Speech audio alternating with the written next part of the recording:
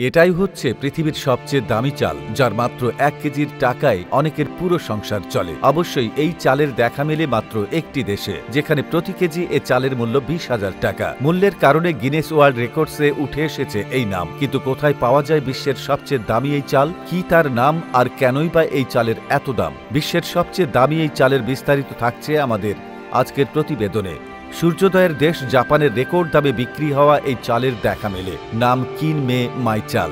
সাধারণত ভালো ও প্রিমিয়াম চালের দাম প্রতি কেজি হতে পারে সর্বোচ্চ ১০০ থেকে ২০০ টাকা। সেখানে ১ কেজি কিনমে মাই চাল কিনতে গুনতে হবে প্রায় ২০,০০০ টাকা। যে চালের এত চড়া দাম, তার গুণাবলীও তো হতে হবে তেমনি। এই চাল স্বাদে যেমন অতুলনীয়, তেমনি পুষ্টিগুণেও ঠাসা। পুষ্টির সুবাসের কারণে বিশ্বের সবচেয়ে দামি চালের তকমা জাপানি চালের এই ব্র্যান্ড। এই কিনমে মাই চাল এমন বিশেষ প্রক্রিয়ায় প্যাকেটজাত করা হয় যে এটি না ধুয়েই সরাসরি রান্না করা যায়। কিনমে মাই প্রিমিয়াম রাইস রোগ প্রতিরোধ ক্ষমতা বাড়ায় বলেও দাবি করা হয়। ফলে স্বাস্থ্য সচেতন ব্যক্তিদের পছন্দের তালিকায় প্রথম হয়ে উঠেছে এই চাল। কৃষিতে উন্নত দেশ জাপানে উৎপাদিত হওয়া এই ধান আমাদের দেশে সহজলভ্য নয়। সাধারণ চালের তুলনায় এর বহুমূল্য চালে আছে ৬ গুণ বেশি লাইফ ও পলিস্যাকারাইড, যা রোগ প্রতিরোধ ক্ষমতা বৃদ্ধি করে। এমনকি ফ্লু, ক্যান্সার, ডিমনেশিয়ার মতো বিভিন্ন রোগের বিরুদ্ধে লড়াই করতে সহায়তা করে এই চাল। এই কিনমে মাই চালের বৈশিষ্ট্যগুলোর মধ্যে আরেকটি হলো এই চাল হালকা এবং সহজে হজমযোগ্য। চাল বা ভাত বিশ্বের জনপ্রিয় খাবারগুলোর একটি।